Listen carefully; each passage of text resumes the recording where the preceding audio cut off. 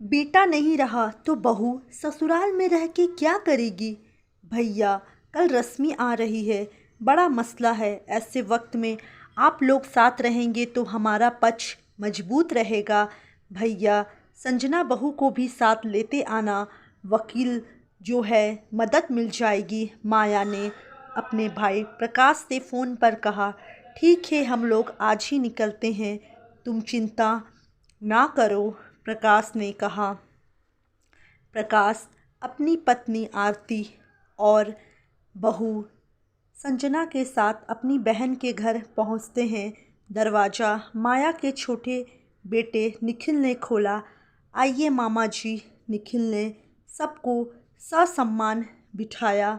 अंदर के कमरे से माया आती है और अपने भाई के गले लगकर फूट फूट कर रोने लगती है। रो मत बहन, जो होना था वो हो गया। जीवन मृत्यु हमारे बस में नहीं है। जवान बेटे की मृत्यु माँ बाप के लिए सबसे बड़ा आघात है। पर माया, तुम्हें संभलना होगा। अभी छोटे बेटे का करियर देखना है, शादी भी तो उसकी करनी है। ज़रा उस और भी ध्यान दो, प्रकाश जी ने अपनी बहन को समझाते हुए कहा। हाँ भैया, इसलिए तो आप लोगों को बुलाया है। अभी रश्मि आ रही है। विनय की इंश्योरेंस पॉलिसी और सरकारी अनुकंपा नौकरी की बात करने माया ने कहा। बहू को तो सरकारी नौकरी भी चाहिए, इंश्योरेंस पॉलिसी की रकम भी चाहिए, गहने भी चाहिए। पोती आयुषी के नाम विनय बैंक में जो रकम हर महीने जमा करता था वो भी चाहिए। बड़ी लालची बहू है। देखना, इतना सब लेकर किसी के साथ शादी करके आराम की ज़िंदगी जिएगी। माया के पति मनीष जी बोले। प्रकाश जी की बहू संजना सब आराम से सुन रही थी। माया जी के बड़े बेटे विनय का कुछ समय पहले रोड एक्सीडेंट में निधन हो गया था। माया जी के पति सरकारी नौकरी से रिटायर हुए थे। अच्छी खासी पेंशन मिलती थी। छोटे बेटे का अभी तक करियर सेट नहीं हुआ था।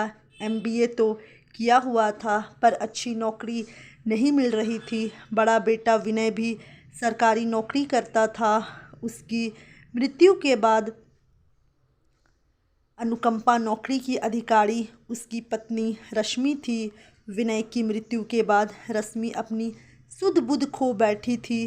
बीच मझधार में उसका पति उसे छोड़कर जो चला गया था, उसके लिए जीवन एक परीक्षा बन गया था। माया जी चाहती थी कि रश्मि अब मायके चली जाए। उसका यहाँ क्या काम, क्योंकि उन्हें ना बहू से मोह था ना पोती से। अगर बहू ससुराल में रहकर नौकरी करेगी तो उसकी बच्ची को उन्हें संभालना पड़ेगा, जो वो कतई नहीं चाहती थी। क्योंकि बहू उनकी नहीं बल्कि उनके बेटे की पसंद की थी। अपने बेटे की खुशी के लिए माया जी शादी के लिए राज़ी तो हो गई थी, लेकिन बहू को कभी दिल से ना अपना पाई थी। माया जी से रश्मि को कभी प्यार और सम्मान नहीं मिला। रश्मि के पिता ने भी अपनी हैसियत के अनुसार काफ़ी धूमधाम से शादी की, पर माया जी को यह सब कम ही लगा। रश्मि बहू बनकर ससुराल आ गई। उसने दिल से सबको अपनाया। अपना 100% नहीं, 200% दिया, ताकि उसके ससुराल वालों के दिल में जगह बना सके। उसने ससुराल की दहलीज पर कदम रखते ही अपनी जगह बनाने की जद्दोजहद शुरू कर दी थी। उसको विश्वास था कि एक ना एक दिन उसकी सासू माँ उसकी माँ बन जाएगी। विनय भी परिवार की खुशी के लिए हर संभव प्रयास करता। अपने छोटे भाई को शहर से बाहर भेजकर ग्रेजुएशन करवाया, पर उसके छोटे भाई को बड़े भाई की मेहनत की कोई कीमत ही नहीं थी। ज़रा भी पढ़ाई में ध्यान नहीं देता। उसके लिए तो नया शहर मौज मस्ती की जगह बन गया था, जहाँ उसके ऊपर नज़र रखने वाला परिवार का कोई सदस्य नहीं था। शादी के 2 साल बाद रश्मि ने खुशखबरी सुनाई। रश्मि ने सोचा, भगवान ने मेरी सुन ली, अब तो माँ जी उसके साथ नरमी से बर्ताव करेगी, पर ऐसा हुआ नहीं। पूरा समय होने पर रश्मि ने प्यारी सी बेटी को जन्म दिया। रश्मि को लगा सब बहुत खुश होंगे क्योंकि ख़ानदान में 3 पीढ़ियों से बेटियों का जन्म नहीं हुआ था। पर यहाँ पर भी रश्मि गलत थी। अरे, पहला बच्चा तो बेटा ही होना चाहिए था, मम्मी माया जी ने कहा।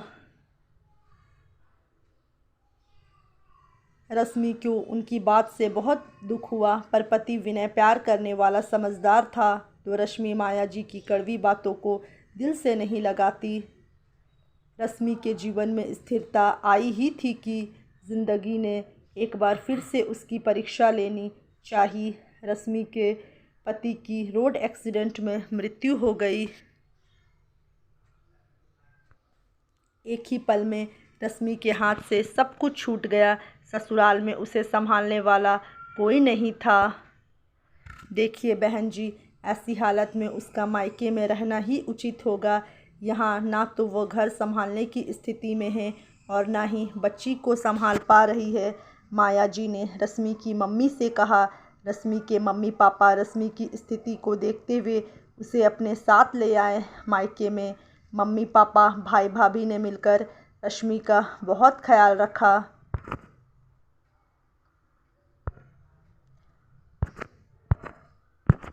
अब वह अपनी बच्ची के लिए हर परिस्थिति का सामना करने के तैयार थी। वह अपने ससुराल आने वाली थी अपना हक लेने के लिए। थोड़े दिन बाद रश्मि अपने पापा के साथ ससुराल पहुंचती है। औपचारिक अभिवादन के बाद मुद्दे की बात शुरू करते हुए रश्मि के पिता ने हाथ जोड़ते हुए कहा, भाई साहब, आप लोगों का ये पुश्तैनी घर है, आपके पिताजी ने बनवाया था। अगर आप लोग घर में रश्मि और अपनी पोती को रहने दे तो अच्छा रहेगा। अपने ही घर में अपनों के बीच में आयुषी की परवरिश हो जाएगी और रश्मि को भी आसरा मिल जाएगा। अनुकंपा नौकरी करके रश्मि अपनी बेटी की परवरिश कर लेगी।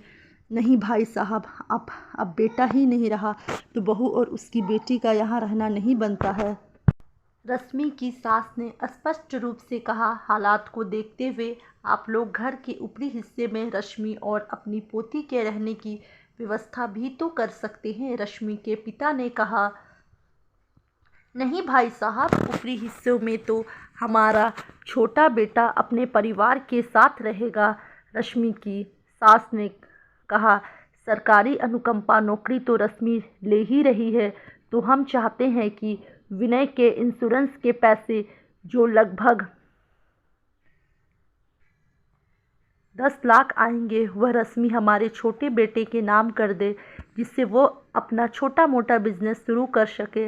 रश्मि के ससुर ने कहा, ये क्या कह रहे हैं आप? बिजनेस के लिए आप भी तो उसे पैसे दे सकते हैं ना। आपको रिटायर के समय तो बड़ी रकम एकमुश्त मिली होगी। रश्मि के पिता ने कहा,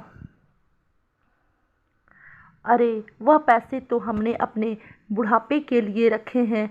आजकल के बच्चों का क्या भरोसा, सही से बूढ़े माँ बाप की देखभाल करे ना करे, अपने पास कुछ रकम तो होनी ही चाहिए, आत्मविश्वास बना रहता है। रश्मि के ससुर ने कहा, माफ़ कीजिएगा पापा जी, आप लोगों को इस उम्र में भी भविष्य के लिए पैसों की ज़रूरत महसूस हो रही है, तो मेरे सामने तो पहाड़ सा जीवन खड़ा है। सिर्फ 30 वर्ष की उम्र है मेरी। मुझे अपनी बच्ची की सुरक्षा देनी है, उसके लिए घर, अच्छा भोजन, पढ़ाई, स्वास्थ्य सुविधा, शादी, सब की व्यवस्था मुझे ही करनी है। मेरे भाई की भी 3-3 बेटियां हैं, उसके ऊपर भी काफ़ी जिम्मेदारी है। आज तो सारा परिवार मेरे साथ है, पर कल का क्या भरोसा। पग पग पर मुझे पैसों की ज़रूरत पड़ेगी। इंश्योरेंस के पैसे अपनी बेटी के उच्च शिक्षा के लिए सुरक्षित रखना चाहती हूँ। गहने बेटी की शादी के लिए बैंक में विनय जी बेटी के लिए जो थोड़ी बचत कर रहे थे उसकी शादी में काम आ जाएगी। वैसे भी अनुकंपा नौकरी तो मेरी काबिलियत को देखते हुए छोटी पोस्ट को की मिलेगी। इससे मुझे घर का किराया, राशन, बिजली का बिल, दूध, सब्जी, बेटी की पढ़ाई, 10 प्रकार के और भी खर्चे तो होंगे। सब छोटी सी तनख्वाह में पूरा करना होगा, इसलिए मुझे पत्नी और माँ होने के नाते अपना पूरा हक चाहिए। रश्मि ने आत्मविश्वास के साथ कहा। माफ़ कीजिएगा बुआ जी, फूफा जी, मैंने आप सब की बातें सुनी और मेरे हिसाब से रश्मि भाभी का फैसला बिल्कुल सही है।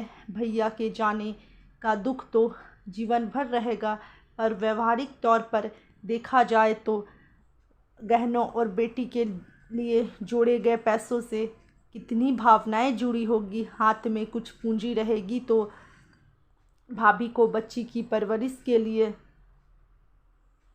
किसी का मोहताज नहीं रहना पड़ेगा। जाने भविष्य में मायके में उनके साथ कैसा व्यवहार हो। कानूनी तौर पर देखा जाए तो बच्ची आयुषी का पारिवारिक संपत्ति में भी हिस्सा है, लेकिन आप लोग तो उन्हें घर पर रहने नहीं दे रहे हैं। रश्मि भाभी ने तो सिर्फ अपने पति द्वारा अर्जित व्यक्तिगत बचत ही मांगी है, जिसमें इंश्योरेंस की रकम और बच्ची के लिए बैंक में जमा राशि शामिल है। मामा जी की बहू अंजना बोली। हाँ हाँ, तुम तो बहू का ही साथ दोगी, आखिर तुम भी तो बहू हो। बहू जो ठहरी, इतना सब लेकर देखना वह दूसरी शादी कर लेगी। माया जी गुस्से में बोली। हाँ तो इसमें गलत क्या है? भविष्य किसने देखा है? आज नहीं तो 5 साल के बाद, 10 साल के बाद उन्हें जीवन साथी की ज़रूरत महसूस होती है तो दूसरी शादी करने में कोई बुराई नहीं है। उस वक्त भी यह पैसे बच्ची की उच्च शिक्षा, शादी में काम आ जाएंगे। भाभी को अपनी बच्ची के लिए किसी के सामने हाथ नहीं फैलाने होंगे, संजना बोली। रश्मि ने अपने सारे हक ले लिए, पर उसके ऊपर लालची स्वार्थी का टैग लग गया। छोटे बेटी की शादी के बाद माया जी को रश्मि की अहमियत समझ में आई। उन्होंने उसे वापस बुलाना चाहा, लेकिन स्वाभिमानी रश्मि ने ससुराल वापस आने से इनकार कर दिया। लेकिन हर सुख दुख में अपने ससुराल वालों के साथ ज़रूर खड़ी रही। दोस्तों, आज भी हमारे समाज में देखने को मिलता है कि अगर